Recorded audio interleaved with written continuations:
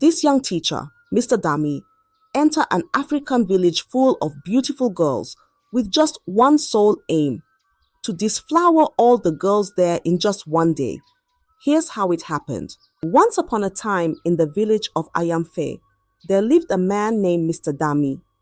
Mr. Dami was a young teacher from the big town of Ibokun.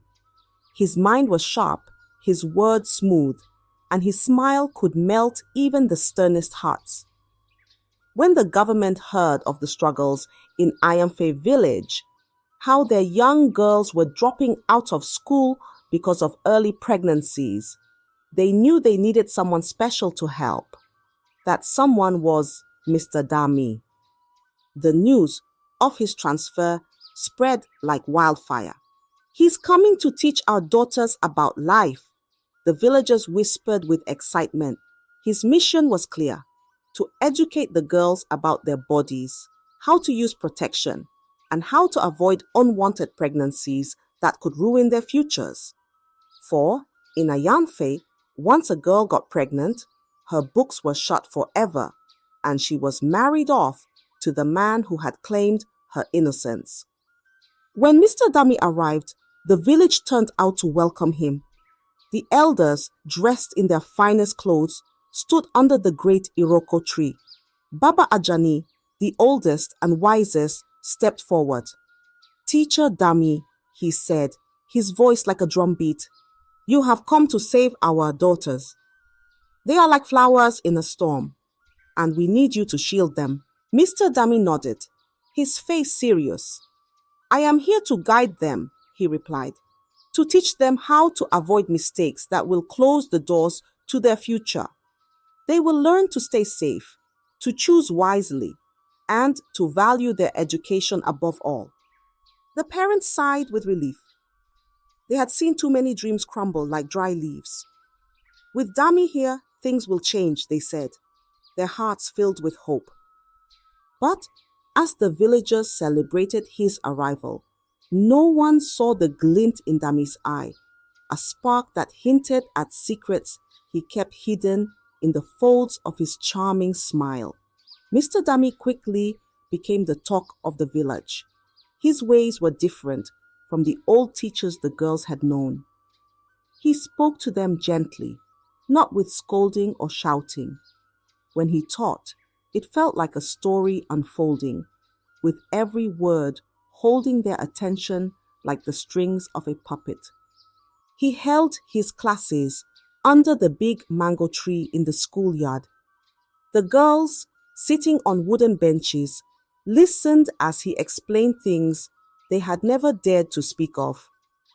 "A condom," he said one day, holding one up for them to see, "is a shield.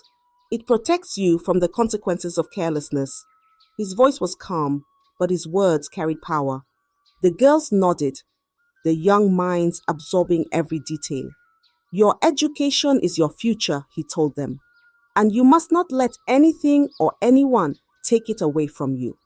Parents, watching from afar, marveled at how their daughters seemed eager to attend school again. "This Dami," they whispered, "is a blessing. Look how he opens their eyes." But the admiration was not one-sided. The girls began to look at Dami with wide eyes, filled with something more than respect. His charming smile, his soft voice, the way he spoke to each of them like they mattered. It stirred feelings they didn't yet understand. They trusted him completely, like sheep following a shepherd, unaware of the wolf that hid beneath his kindness. At first, Dami's actions seemed harmless. He started with small things, a touch on the shoulder here, a playful compliment there. "You're very smart," he would tell a girl, smiling warmly. "One day, you'll go far." His words made them blush, and his charm wrapped around them like the soft wool of a sheep's coat. But soon, Dami's intentions grew darker. One sunny afternoon, after a lesson on the dangers of unprotected sex, he clapped his hands to gather the girls' attention. "Now, you've all listened well. he said, his voice firm yet friendly. But to truly understand what I am teaching, we must go beyond words. Learning is better with practice, isn't it? The girls exchanged curious glances. What kind of practice could he mean? Dami smiled, sensing their confusion. Don't worry, he said. This is to help you understand, so you can protect yourselves in the future. He paused, letting his words sink in. One by one, I will show you how everything I've taught works. Follow me inside, and I will explain privately. The first girl hesitated, but didn't question him. After all, he was their teacher, their guide. She followed him into the small room behind the classroom. Don't be shy, he said, closing the door softly behind them. This is for your benefit. Inside, Dami's tone changed. His voice grew softer, and his words were laced with persuasion. The girl, unsure of what was happening, trusted him completely. He was the teacher, and teachers didn't lie. Inside, Mr. Dami opened the protection pack and asked the girl to help fix it on him, just the way he had taught them earlier. The innocent girl, thinking this is truly part of the lessons and education, did exactly as Mr. Dami instructed. Just like that, Mr. Dami started touching her in a way that wasn't normal, and from there, they ended up on desk having fun. When Mr. Dami was done, the girl came out, her face was blank, and her steps were unsteady. The other girls looked at her with curiosity, but she said nothing. Mr. Dami had told her not to tell anyone what had happened inside, not her friends or even her parents, for what happens in the room must stay in the room. So, the girl kept quiet about it. Dami called the next girl, and the pattern repeated. One by one, they entered the room, and one by one, they left with silent lips and heavy hearts. The girls didn't speak about what happened inside. Each one thought she was the only one, and shame kept their mouths shut. Dami's charm and authority silenced them, like a hunter who traps his prey without making a sound. And so, the bright light of their innocence dimmed, one shadow at a time, as Dami's hidden agenda unfolded behind closed doors. Mr. Dami thought his secrets were safe. He believed the four walls of the small classroom hid his actions, but he didn't know that eyes were watching. One hot afternoon, as he called yet another girl into the room, Mako, the village's troublemaker, stood outside, peering through a crack in the wall. Mako had been drawn to the schoolyard by curiosity. He had noticed the pattern, girls leaving the classroom one by one, their faces shadowed with confusion. What's going on here, he wondered, his mind sharp as a blade. So he stayed hidden and watched. What he saw made his heart race, not with fear, but with opportunity. Instead of shouting and exposing Mr. Dami, Mako kept quiet, and left he had a plan. Later that evening, as Dami made his way home, Mako stepped out from behind a tree, blocking his path. Ah, Teacher Dami, he said, his voice smooth like palm oil. You've been very busy, haven't you? Dami froze, his smile fading. What do you mean? He asked, his tone sharp. Mako chuckled, folding his arms across his chest. Oh, nothing much.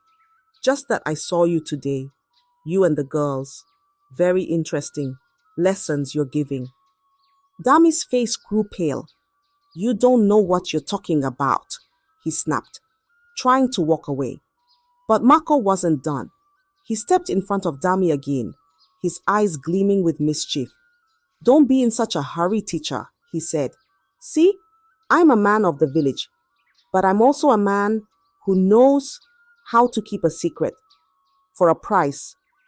Dami's heart pounded in his chest like a trapped bird. He knew Mako's reputation. If this man spoke, everything would be ruined. What do you want? Dami asked, his voice low. Mako leaned in, his grin widening. It's simple, he said, When you're done with the girls, send them my way. Let me have my share of the education. Dami hesitated, his mind racing, but he knew he had no choice. Mako's threat hung in the air like a storm cloud, ready to burst. Finally, he nodded. Fine, he said, his voice bitter, but keep your mouth shut. And just like that, their twisted partnership began. The next time Dami called a girl into his room, Mako waited in the shadows. When Dami was done, he sent the girl to Mako, saying, "Go to my friend Mako. He'll teach you something else." Mako, always ready, welcomed them with open arms. "You're safe with me," he would say, his words dripping with deceit. Together, they formed a pact, each man feeding off the other's wickedness. But the shadows they cast grew darker with each passing day. And though they thought their secret was safe, the truth was like smoke. It could not be hidden forever. It started with Aduni, one of the brightest girls in the village. She was always the first to answer Dami's questions and the last to leave class. After one of Dami's private lessons, Aduni began to feel strange. Her body felt heavy, and her stomach churned like a pot of boiling soup. At first, she brushed it off. "It's nothing," she whispered to herself. "Maybe it's the yam I ate this morning." But the nausea didn't go away. Day after day, she grew more tired, and her appetite disappeared like smoke in the wind. Aduni kept her troubles to herself. She was afraid to tell her mother, who was strict and wouldn't understand.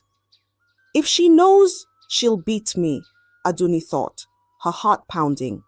Meanwhile, Dami continued as if nothing was wrong. His charming smile and smooth words masked the growing storm. He called the girls one by one, his web of deceit growing larger with each passing day. But the shadows were starting to shift. The girls' silence was like a dam holding back a flood. And soon, the cracks would begin to show. One warm evening, as the sun dipped behind the hills, the girls gathered by the river to fetch water. They laughed and chatted, their voices mingling with the sound of the rushing stream. But Aduni, sitting quietly on a rock, seemed distant. Her friend, Morayo, noticed and asked, "Aduni, are you okay? You've been so quiet these days." Aduni hesitated, her hands trembling. She looked at the other girls and said softly, "I don't feel well. Ever since my private lesson with Mr. Dami." The other girls fell silent. Morayo's eyes widened and she whispered, "He calls me for private lessons too." Aduni's head shot up. "He does." One by one, the girls began to speak. "He called me last week," one said, her voice shaky. "Me too," another added. The realization hit them like a heavy stone. They weren't the only ones. Dami's words, his promises, and his actions were the same for all of them. Shame and fear filled the air, thick as a morning fog. "What do we do?" Morayo asked, her voice barely audible. "We can't tell anyone," Aduni said quickly. "Who would believe us? They'd blame us instead." The girls nodded, their hearts heavy with fear. They knew the truth, but their silence held them captive, each one carrying the weight of their secret alone. But the cracks in the dam were growing wider, and it was only a matter of time before the flood would break free. One quiet evening, Mama Aduni sat outside her hut, peeling cassava for dinner. From inside, she heard a sharp sound, Aduni retching again. Mama Aduni rushed in to find her daughter hunched over, holding her stomach. "Aduni, are you sick?" she asked, her voice full of worry. "No, Mama," Aduni replied quickly, wiping her mouth. "It's just the food. I'm fine." But Mama Aduni wasn't convinced. She noticed the way Aduni avoided her gaze and the tiredness in her movements. Elsewhere in the village, Mama Morayo was also growing suspicious. She noticed her daughter's clothes were getting tighter, and her once cheerful child now seemed quiet and withdrawn. Morayo, she asked one day, why don't you eat with us anymore? Are you hiding something? Mori shook her head, but her silence spoke louder than words. It wasn't long before other mothers began to see the same signs in their daughters: vomiting, swollen faces, the sudden need to avoid questions. One by one, whispers turned into murmurs, and murmurs grew into alarm. The mothers gathered under the great Iroko tree, their faces heavy with worry. Something is wrong, Mama Aduni said, her voice trembling. Our daughters are not the same. Yes, Mama Morayo agreed. They hide their faces like criminals, and their bodies, they are changing. Baba Ajani, who had been listening quietly, finally spoke. This is no coincidence, he said, his voice deep and steady. We must find the truth. Call the girls and ask them. If they know what's going on, they must speak. The villagers nodded in agreement. The time for silence had passed. That evening, the mothers and elders gathered their daughters under the mango tree. The air was heavy, and the stars above seemed dim. Speak, Baba Ajani commanded, his voice like a clap of thunder. What is troubling you? Why are you hiding from us? The girls looked at each other, their eyes filled with fear. None of them dared to speak, their secrets locked tightly in their hearts.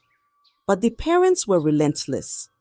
They questioned them one by one, their voices growing sharper with each denial.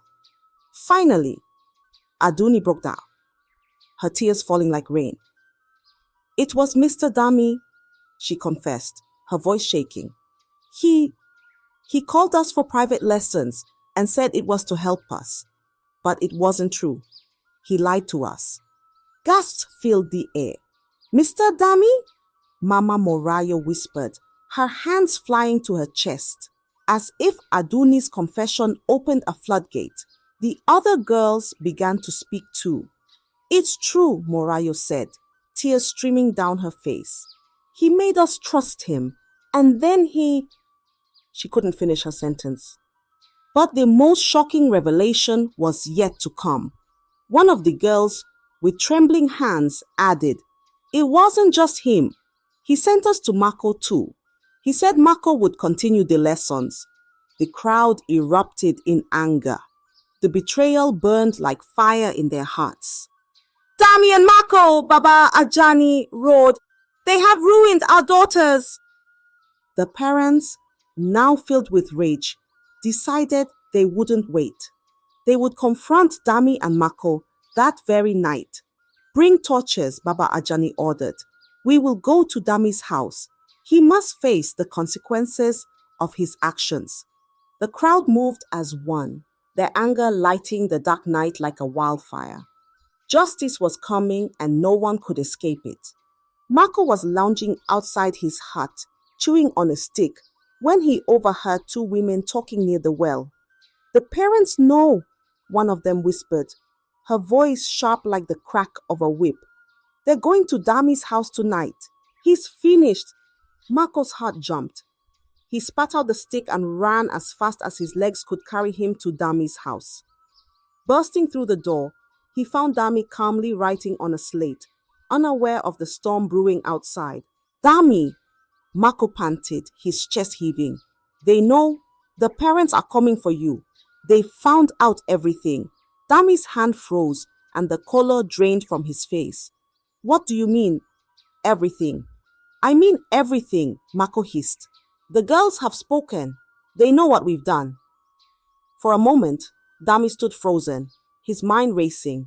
Then, like a man drowning, he grabbed onto the first thought that came to him. We need to leave, he said quickly. Now.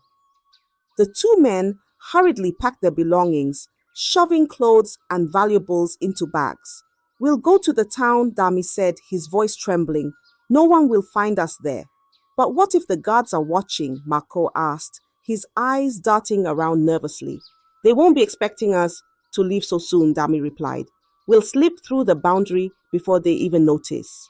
As the parents gathered in the village square, torches lighting the night, Dami and Mako slipped into the shadows, heading toward the path that led out of the village. Their hearts pounded with fear, each step echoing like thunder in their ears. But unknown to them, the villagers were smarter than they thought. Baba Ajani, sensing Dami might flee, had already sent a message to the village guards to block the boundary. As Dami and Mako approached the edge of the village, they saw the familiar sight of the boundary marker, a large wooden gate. Relief washed over them. We're almost out, Dami whispered, but just as they reached the gate, a sharp voice called out, "Stop there!" Dami and Mako froze. From the shadows, the village guards emerged, their spears glinting in the moonlight. "Looking for something?" one of them asked, his tone cold and commanding. Mako tried to talk his way out. We're just going for a walk," he stammered. The god laughed. "A walk in the middle of the night with bags on your back?" He shook his head. "You're not going anywhere." Before they could run, the gods grabbed them, tying their hands with thick ropes. "You thought you could escape justice," the leader of the gods said, his voice cutting through the night like a blade. News of their capture spread through the village like wildfire.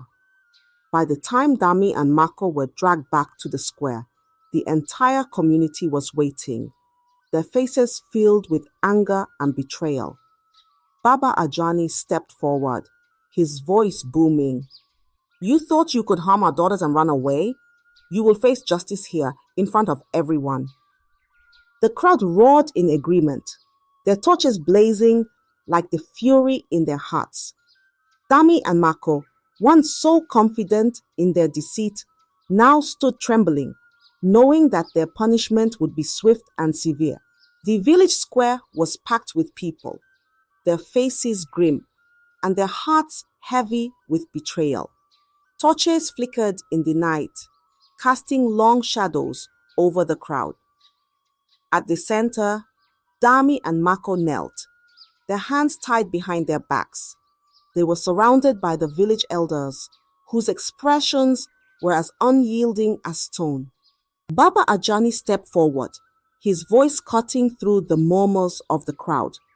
"You, Dami, came to our village as a teacher, entrusted with the future of our daughters, and you, Mako, betrayed your people by aiding him.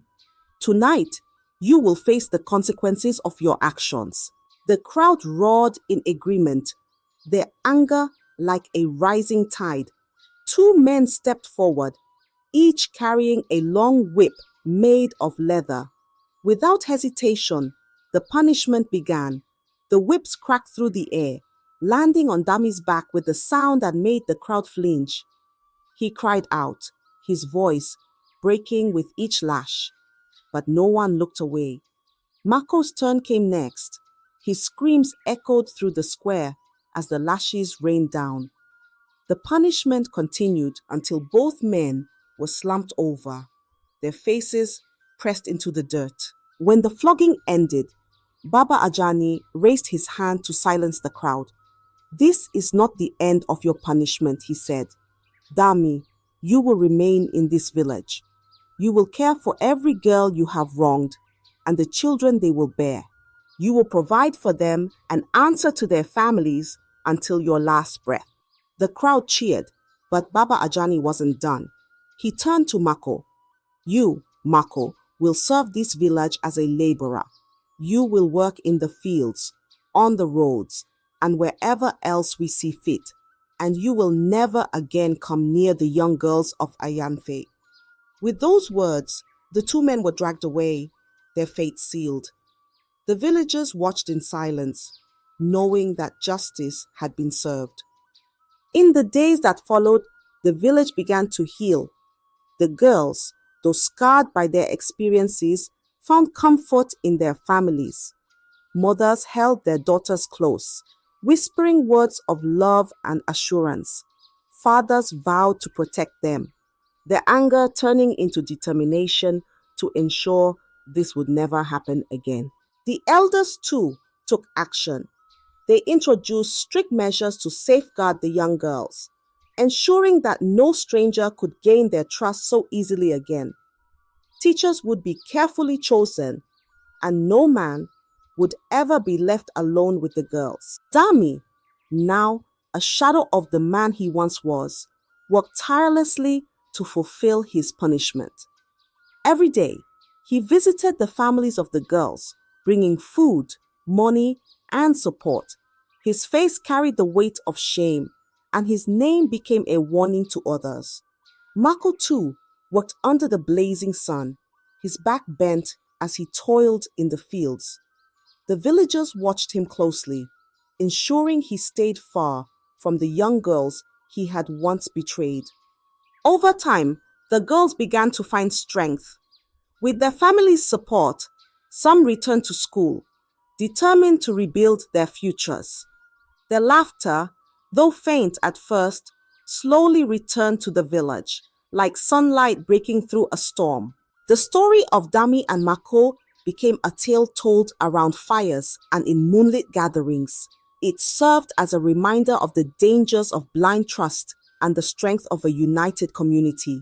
Ayanfe village, though scarred, stood stronger than ever, its people bound by a shared lesson and a promise to protect their own.